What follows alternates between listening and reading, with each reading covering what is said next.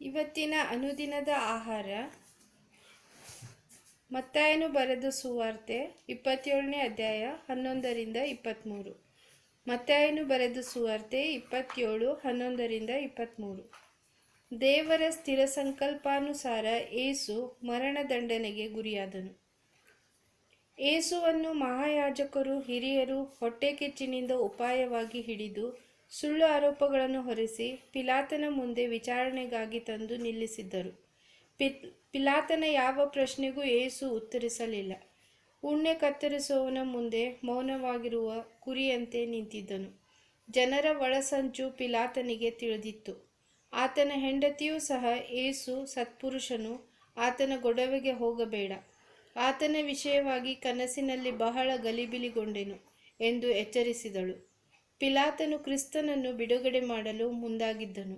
ಆದರೆ ಜನರು ಕ್ರಿಸ್ತನಿಗೆ ಶಿಕ್ಷೆಯಾಗಲೇಬೇಕೆಂದು ಹಠ ಹಿಡಿದು ಆರ್ಭಟಿಸಿದರು.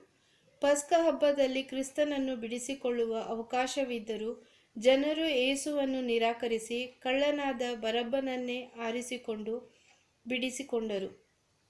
ಕ್ರಿಸ್ತನನ್ನು ಶಿಲುಬೆಗೆ ಹಾಕಿಸು, ಅವನ ಮರಣಕ್ಕೆ ನಾವು ನಮ್ಮ ಮಕ್ಕಳು ಉತ್ತರ ಕೊಡುತ್ತೇವೆ ಎಂದು ಒತ್ತಾಯಿಸಿದರು.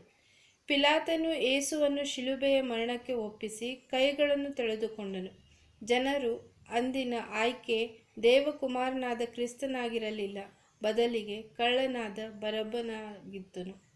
ಪ್ರಿಯರೇ, ಆಯ್ಕೆಯ ವಿಷಯದಲ್ಲಿ ವಿಶ್ವಾಸಿಗಳು ಎಚ್ಚರದಿಂದಿರಬೇಕು. ಯಾವುದು ಸತ್ಯವೂ ನಿಷ್ಕಾಮ ಪ್ರೀತಿಯೂ ನ್ಯಾಯಬದ್ಧವೂ ನೀತಿಯುತವೂ ಮನೋಹರವೂ ಪಾಪರಹಿತವೂ ಮತ್ತು ಆಶೀರ್ವಾದ ತರುವಂಥವುಗಳನ್ನೇ ಬದುಕಿನಲ್ಲಿ ಆಯ್ಕೆ ಮಾಡಿಕೊಳ್ಳಬೇಕು. ಯಾವುದೇ ವ್ಯಕ್ತಿ, ವಸ್ತು, ಸ್ನೇಹ, ಸಂಬಂಧ, ಒಡನಾಟಗಳಲ್ಲಿ ಜಾಗರೂಕನಾಗಿರಬೇಕು.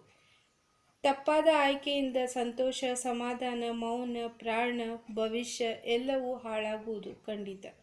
ಲೋಟನ ಹೆಂಡತಿ ಇಸ್ಕರಿಯೋತ್, ಯೂದ, ಅನನೀಯ ಮತ್ತು ಸಫೈರಳು ಕೆಟ್ಟ ಉದಾಹರಣೆಗಳು. ಕರ್ತನು ಕೃಪೆಯಿಂದ ನಮ್ಮನ್ನು ಹುಡುಕಿ ರಕ್ಷಿಸಿ ಪ್ರೀತಿಸಿ ದೇವರ ಮಕ್ಕಳನ್ನಾಗಿ ರೂಪಿಸುವುದು ಆತನು ನಮ್ಮನ್ನು ಆರಿಸಿಕೊಂಡದ್ದರಿಂದಲೇ.